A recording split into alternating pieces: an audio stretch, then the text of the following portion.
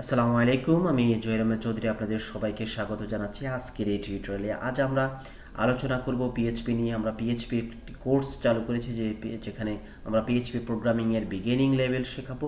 তো এখন সেটার আগে আমরা যদি জানতে চাই যে পিএইচপি জিনিসটা কি, আমরা এখানে দেখতে পাচ্ছি যে পিএইচপি একটি যে স্ক্রিপ্টিং ল্যাঙ্গুয়েজ বা এটাকে বলা হয় যে সার্ভার সাইড স্ক্রিপ্টিং ল্যাঙ্গুয়েজ।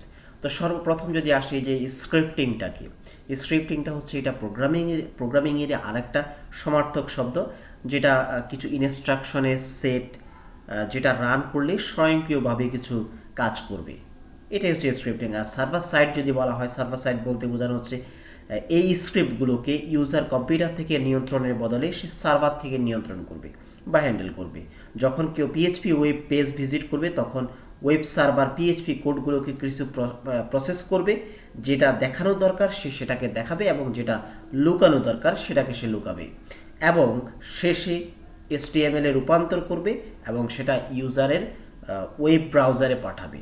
অর্থাৎ আমরা যে পিএইচপি যে কোডিংগুলো করব সেই কোডিংগুলো মূলত আমাদের ব্রাউজারে আমরা শো করব না, আমরা সেগুলো দেখাবে হচ্ছে যেগুলো আমাদের ফলাফলগুলা বা সেগুলাকে HTML এ রূপান্তর করে দেন সেটাকে পাঠাবে।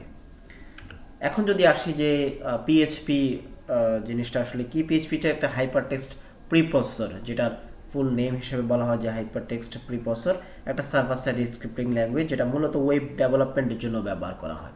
আমরা যে ওয়েব পেজ তৈরি করি সেই ওয়েব পেজ ডেভেলপমেন্টের ক্ষেত্রে আমরা পিএইচপিটা ইউজ করি। এইটি প্রোগ্রামিং ল্যাঙ্গুয়েজের উদ্দেশ্যই হলো ওয়েব পেজ দ্রুত তৈরি করা ডাইনামিক্যালি। অ্যান্ড আমরা যদি দেখি যে পিএইচপির যে প্রসেসটা, যেটা 1994 সালে এই পিএইচপি ল্যাঙ্গুয়েজটা তৈরি করা হয় এবং সেটার অ্যাপাচি টিম এটাকে তৈরি করে, এবং এটা 1995 সালে এটাকে নাম দেওয়া হয় পার্সোনাল হোম পেজ, যেটার বর্তমান যে নামটা পিএইচপি সেটারই আসলে পুরো নাম হচ্ছে পার্সোনাল হোম পেজ। পরবর্তীতে এটাকে নাম পরিবর্তন করে হাইপারটেক্সট প্রিপ্রসেসর হিসেবে নেওয়া হয়, কারণ এখন আর সেটা পার্সোনাল হোম পেজের মধ্যেই সীমাবদ্ধ নেই। এরপরে যদি দেখি যে আমরা 1997 সালে মাঝামাঝিতে এই পিএইচপি দিয়ে প্রায় 50,000 ওয়েবসাইট তৈরি হয়ে যায় 1997, এবং 98-তে এসে সেটা 1 লাখে পরিণত হয়, এবং সেটা যদি আমরা 1999 সালে দেখি সেটা প্রায় 1 মিলিয়নের মতো ওয়েবসাইট এই পিএইচপি দিয়ে তৈরি হয়। এবং বর্তমানে যদি আমরা 2021 সালের জানুয়ারিতে এসে দাঁড়াই তাহলে দেখব যে প্রায় যতগুলো পৃথিবীতে ওয়েবসাইট আছে তার 79.1% ওয়েবসাইট তৈরি হয়েছে শুধুমাত্র পিএইচপি দিয়ে। তাহলে বুঝতে পারছি পিএইচপির ডিমান্ডটা কেমন। অ্যান্ড আমরা যদি পিএইচপির অল্টারনেট বিভিন্ন প্রোগ্রামিং ল্যাঙ্গুয়েজের কথা চিন্তা করি, পার্ল কিংবা ESP, JSP, রুবি, এগুলো হচ্ছে পিএইচপির কিছু অল্টারনেট প্রোগ্রামিং ল্যাঙ্গুয়েজ। পিএইচপি ছাড়াও এই ধরনের প্রোগ্রামিং ল্যাঙ্গুয়েজ দিয়ে আমরা ওয়েব ডেভেলপমেন্ট করে থাকি।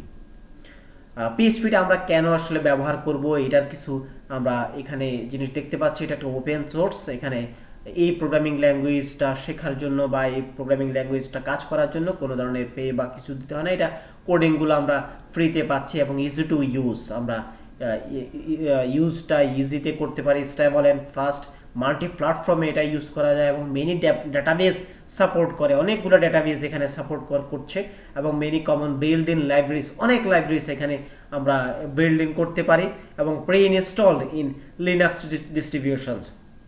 লিনাক্সে আগে থেকেই এই পিএইচপিটাকে ইনস্টল অবস্থায় থাকে, এই জন্যই আসলে মূলত আমরা পিএইচপিটাই ব্যবহার করব এসব কারণে। আশা করতেছি পিএইচপি সম্পর্কিত বেসিক ধারণা আপনাদের হয়েছে। তো আমরা শুরু করব আমাদের পিএইচপির জার্নি। শুভকামনা জানাচ্ছি এবং ধন্যবাদ জানাচ্ছি আজকের এই টিউটোরিয়ালে। ধন্যবাদ সবাইকে, আসসালামু আলাইকুম।